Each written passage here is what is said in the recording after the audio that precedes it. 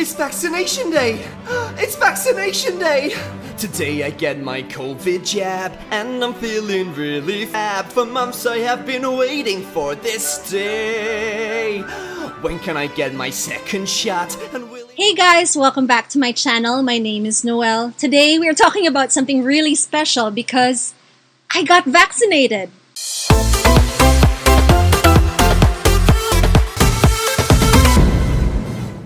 Now, back in February, when the national government here in the Philippines announced that it was going to undertake a vaccination drive against COVID-19, they came out with a priority list of people to vaccinate first. While some nations have had time to order their stockpiles, sad to say, the Philippine government was a little late to sourcing our own supply of vaccines.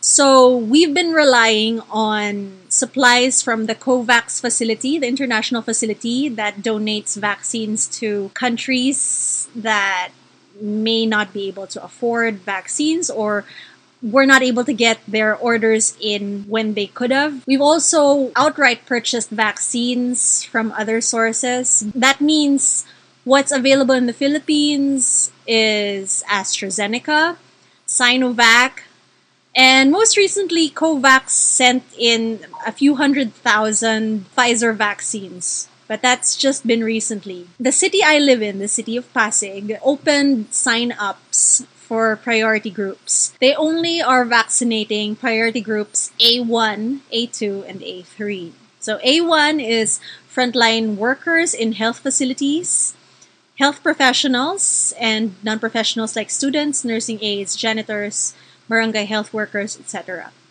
A2 is senior citizens aged 60 years old and above, and A3 are persons with comorbidities. Now, my parents were both vaccinated back in March because both are doctors and both are also senior citizens. For myself and my sister, we were able to sign up to the A3 list because we both have a comorbidity. And it's one of the listed comorbidities that will qualify us for an earlier shot at a COVID vaccine because we have asthma. Now, asthma is something that runs in our family. My maternal grandfather has it. Asthma is kind of like an autoimmune disease because it happens when your body's immune system is too hyperreactive. It's along the same lines as allergies, when the body attacks itself because it's trying too hard to protect against any external invaders. It doesn't recognize that it's actually attacking itself. So even if, let's say, you've had asthma in your childhood and you say you've outgrown it, it actually still resides in your cells. It's still a risk factor. It increases your chances of getting more severe COVID, and that's the reason why it's been listed as a comorbidity in A3. It's kind of strange for some people hearing that sporty me, who is able to do marathons, who is able to swim, bike, and run, still suffers from asthma. But the reason I got into physical activity is because I was trying to overcome asthma. I was using exercise as a therapeutic against asthma. And while I still have asthma attacks, and that usually happens after any upper respiratory tract infections, they're few and far between. But that doesn't mean I don't still take any preventive medicines or prophylactics just to make sure that I don't suffer any asthma attacks. We weren't really sure that we were going to get called in for vaccinations, so we also signed up for vaccines sourced via private companies. That's not really assured when these vaccines are arriving. And so when the city called us in last week, they gave us a text on Tuesday.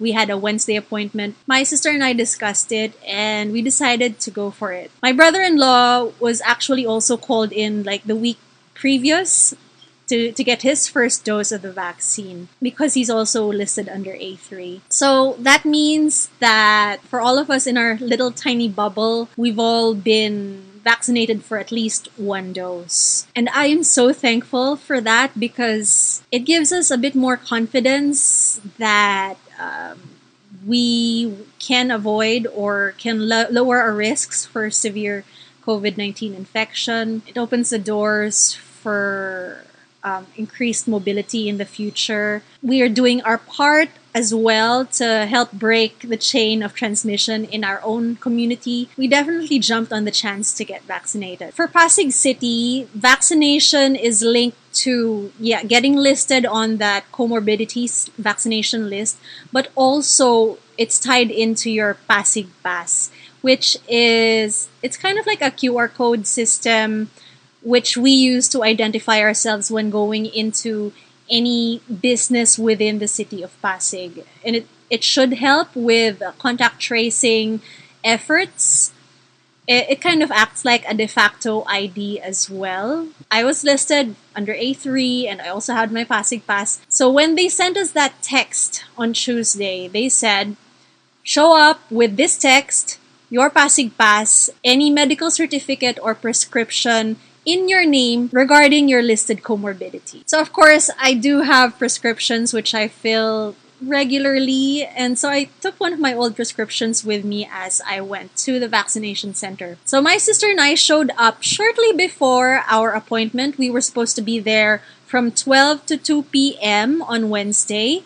We showed up at 11:58. They took our temperature at the gate, and then the guard told us to queue up. Now the queue was kind of long, and it took us maybe 30 minutes to even get to the point where they were collecting our IDs and we could start filling out the pre-vaccine questionnaire and the consent form asking us if we consented to being vaccinated with the Astra Zeneca vaccine. I didn't actually expect it to take that long, considering that my brother-in-law was vaccinated the week before and it took him maybe just a little over an hour for the entire process. All that being said, the personnel manning the vaccination site were really respectful. They weren't cranky in any way. I think they were actually kind of overjoyed that there were so many people who had answered the call for vaccination for that day. After we filled out the questionnaires, we had our blood pressure taken, our oxygen saturations taken, our temperatures taken again. They didn't ask us for our weight. Actually, there was also pre-vaccination counseling. They just checked the documents to see if it was okay. And then, I had to queue up again. So it wasn't a linear line from start to finish. Depending on how quickly you passed through the assessment phases before that, that was the only time you could actually line up for vaccination. So the queue to get vaccinated, that one took an hour. I was kind of happy that nobody was really complaining about how long it was taking. The high school itself, it's built in the old public school style, so it had high ceilings, windows that could open. So air circulation was pretty okay. The only thing that made the place warm is the actual ambient temperature of the day. It's summer, so it was kind of warm.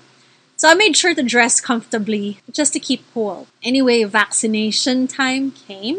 I think there were 4 vaccinators in our room. They just tried to verify if you were the same person as the one on your questionnaire or in your forms. The vaccinator took a file, took a disposable syringe, took the dose out from it, prepared my arm for the injection. She said, "Please relax your arm." And then she jabbed me.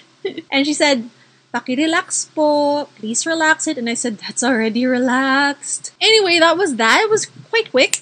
And then it was off to the monitoring room. There were 3 monitoring rooms because they would need to hold you for some time after the injection just to see that you didn't experience any immediate reactions to the vaccine. Given that I didn't really have a history of allergies with vaccines, my risk for an allergic reaction was a little lower. But still, because I do have allergies to other things, they still kept me for 30 minutes after being vaccinated. Shortly after that, my sister also came into the monitoring room because she had also finished with getting jabbed. We waited out our allotted time, and then they gave us our vaccination forms. In any case, I have stowed my vaccination card away in a very safe place because I kind of value it as much as I do value my passport at this point, because I know that once I'm fully vaccinated, I will be a bit more mobile in this world. There's some news that some countries in the Southeast Asia region are going to start accepting fully vaccinated individuals without quarantine requirements sometime in the second half of this year. So I'm looking forward to that. Vaccines give you mobility at this point in history. The afternoon after getting vaccinated, because we had spent about 3 hours at the vaccination site, I kind of just felt really tired, and I didn't know if I could attribute it to the vaccine or to the entire waiting experience at Sagad High School. In any case, I took it easy the rest of the day, went to bed early, and the next day I woke up with a headache, body pains, a slightly runny nose. It's your expected reaction to a vaccine, which means that it's working to stimulate the immune system. It's working to prime the immune system against COVID-19. That's something that I kind of celebrated the day after getting vaccinated, despite feeling a bit miserable. I was able to shake off most of the symptoms by taking paracetamol, drinking my fluids, resting.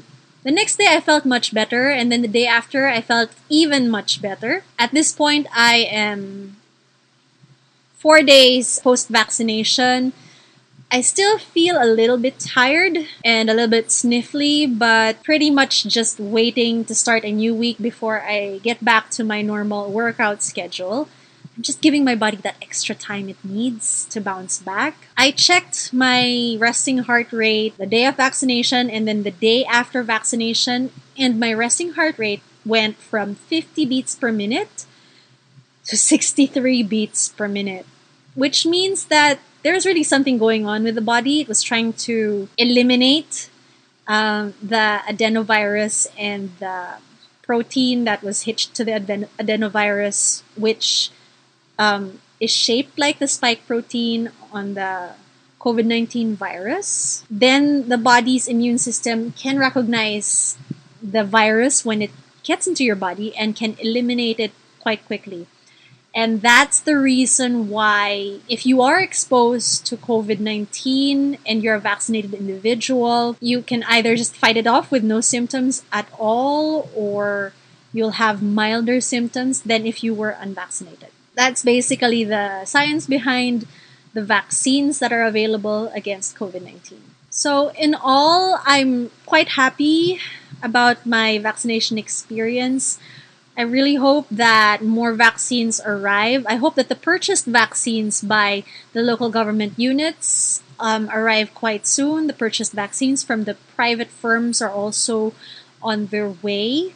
I hope that most of Filipinos get vaccinated very quickly. I hope the pace of vaccination improves so that we can shake off these shackles and live freely once again. I'm due for my second vaccination sometime in July, because for Astra Zeneca, the gap between first and second dose is recommended to be about 4 to 12 weeks.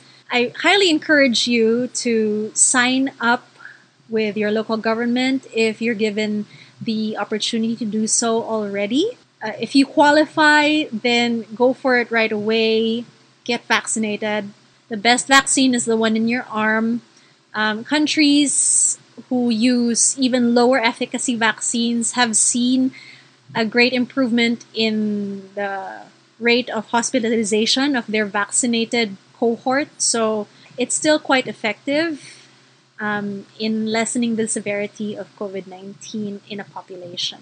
This was a really important thing for me, and so I'm so thankful. Thank you, Lord, that it happened for me this quickly, and I really pray that it happens for everyone else who wants to get vaccinated quite soon. Alright guys, thanks so much for watching. Please do give this a thumbs up if you liked it. If you haven't subscribed yet, please do so I can see you on my next video. Bye!